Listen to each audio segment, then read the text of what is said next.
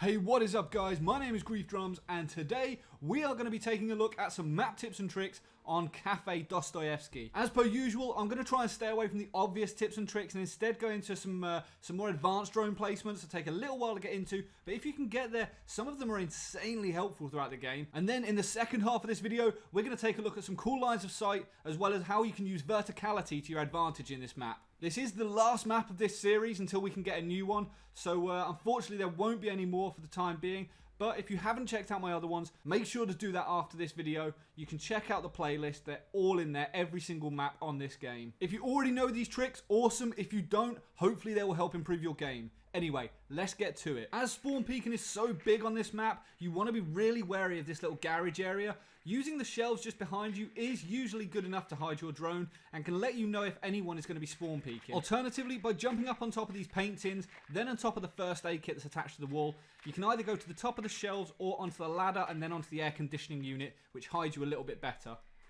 The other option is just next to the grey stairs at the bottom. You can jump up on top of the pallets, then up onto this MDF that's up against the wall. From there you can get up on top of the ledge. This can allow you to see the garage and the hallway towards the kitchen. The other option to cover the hallway just outside of the double door to the kitchen is by jumping up on top of these. There's almost like a set of steps. You can keep going up until you get up on top of the speaker.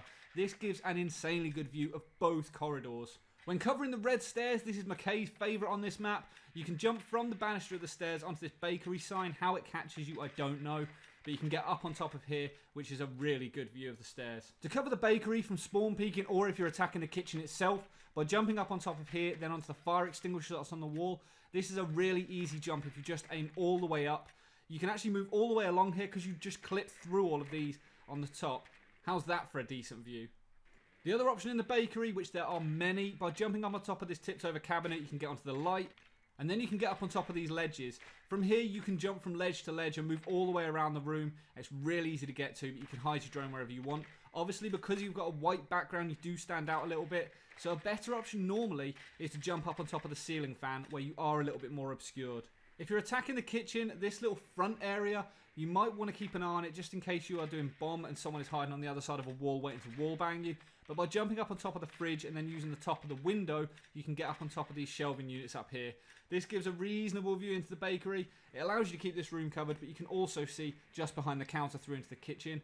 But a better view of that is by going up onto this microwave, up onto the shelves. You can get all the way over to here and then up onto the top. The background is pretty dark, so it does hide you quite well and gives a pretty good view of both behind there and behind these cookers. To keep an eye out in the hallway for roamers, you can jump up on top of this bar here. By using this wreath, it actually hides you pretty well and you can still scan through it to tag people. If you don't want to tag, you can just peek out and have a look all the way down the corridor. The other option is at the stairs just next to the bar. You can jump up on top of this light and then up on top of the cabinet. This gives an insane view down that corridor towards the bakery, or you can use it to keep an eye on the stairs and the garage. On the floor just above, just outside the train room, you can jump up on top of this cabinet and then somehow stay on top of the plant. You can then get up on top of this speaker, which gives an insane view because you are essentially just one of the defender's cameras. Whether you're attacking the reading room or not, because of the amount of flanking and roaming that goes on this map, it doesn't hurt to hide one in here. This does give you away a little bit because everyone seems to do it, but you can hide on top of these chandeliers, which is a little bit more hidden, although it gives you a much more limited view. The other option for the reading room is this tips over clock. If you keep holding forward as you jump to here, you bounce slightly. You can then jump at an angle up on top of this wardrobe. However, it does give you away a little bit. You aren't very well hidden at all here. But you can jump over onto this ledge, which again, stand out a little bit, but if they're not looking, you've got a good view. Out in the hallway, there's a cabinet about halfway down. By jumping on that and then on top of the Christmas tree, you can get on top of this higher cabinet with all the plates in it. This gives a pretty good view of both the top floor and this long corridor. You can attempt to hide your drone and obscure it by using this. It does block a lot of the view, so it's a bit of a trade-off as to whether you want to see better or be hidden more. The train room's got a couple of places to hide, although they can be difficult to get to if you're attacking it, purely because of the fact of the amount of people that are in here and the amount of time it takes to get to it. By jumping on the ledge of this little window bit and then onto the light, you can get onto the train and stay pretty well hidden by staying back. Alternatively, you can jump up into the wreath over here. This actually hides you surprisingly well.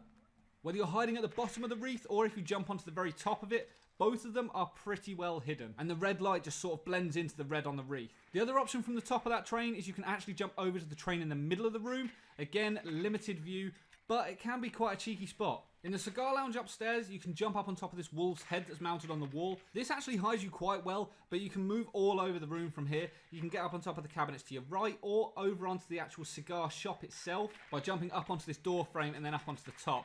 Now obviously you can move quite far back on here, so although it does give a bit of a limited view, you can stay hidden and bring your drone down later on in the game.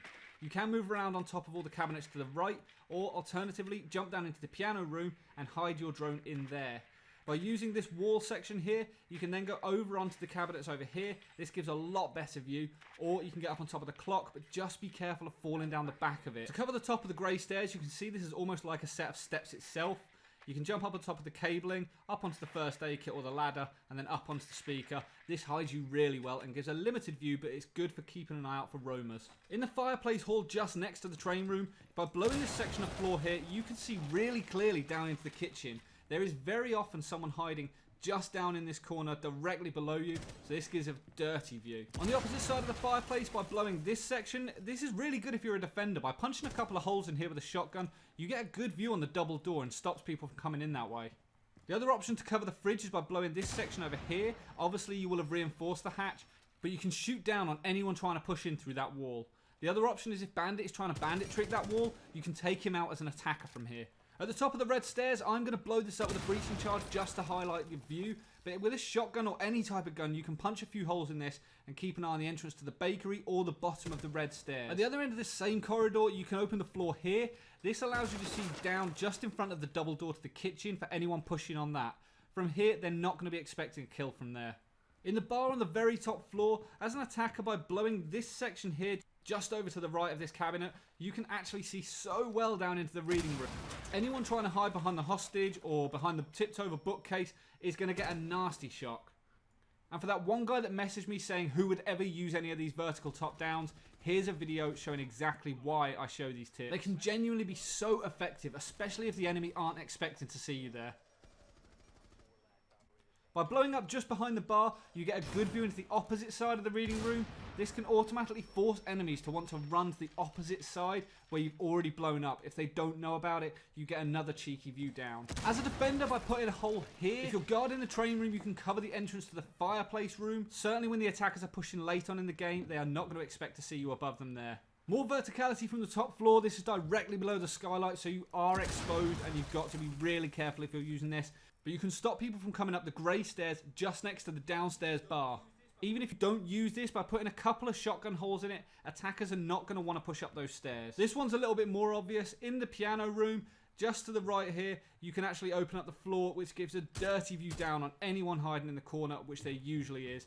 Alternatively, if you open this section up, you get a good view onto anyone hiding in this corner. For some reason, a lot of people, certainly on casual, like to just sit in the corners of this room, and all of these are really easy to shoot down into. Even if you don't open up the roof, just shooting in the general area, you're likely to injure someone. This tip should be a lot more well known by now. A lot of people use it by jumping up on top of this air conditioning unit. If you drop down into the room, you do take damage. Alternatively, if you drop down onto the ledge and then into the room, you don't. This can allow you to get in really quickly, and saving the extra health can help you later in the round.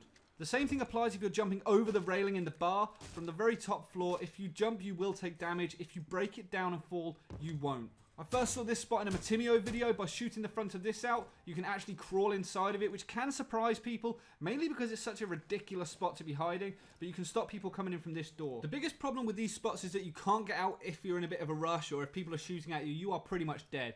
But by using this one halfway back, your legs don't clip through as much, and when they do, they're hidden by the presence. It can be quite a surprise to people, but again, you are fairly limited as to where you can go from here. If you're working in a squad, by opening up this wall to the reading room, someone else at the window can actually get a really good view into the room. This can surprise a lot of defenders as they can't see you clearly due to the daylight. By coming to this section at the bottom of the stairs, you get a really good view, as with the drone, all the way down to the end into the bakery.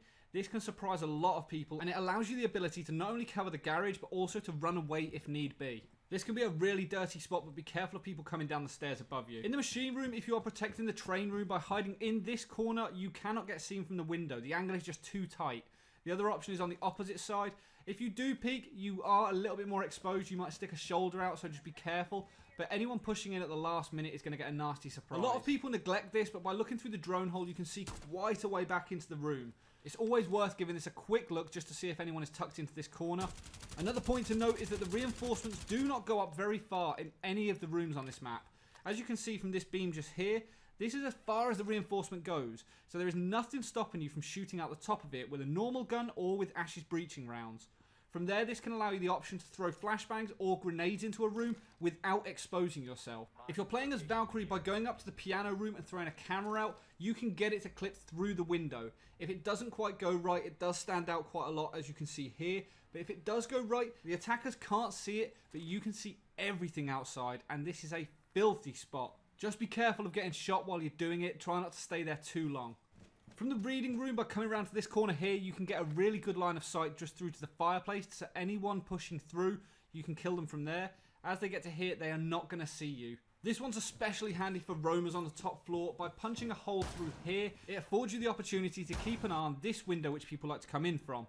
You can then keep an eye on it from two different ways, and you can flip-flop between the two. Just be careful of the skylight as you're moving around, but getting the drop on them, they won't expect to see you here if they've just seen you in the piano room. The very last tip for this video is by opening this section of floor here in the piano room, you can actually see down into the machine room. This can allow you to get the drop on any defenders hiding in there.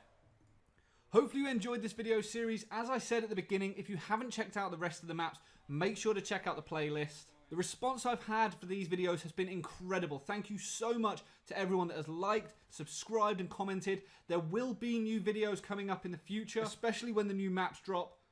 But until then, make sure to check out the rest of my Rainbow Six videos. We've got some Road to Diamond videos going up in the near future, and I'm also going to be taking a look at whether Pulse is now overpowered since the update. Obviously, the new season is getting ever closer, so we will be taking a look at what's coming up then. As soon as I find out any information, I will be putting up a video about that, and as soon as we get new patch notes for what the update is going to contain, I will also be taking a look at and reviewing that and see what difference it's going to make to the game. If you enjoyed this video, make sure to hit that like button. If you don't already, make sure to subscribe. And until next time, guys, stay reckless and relentless.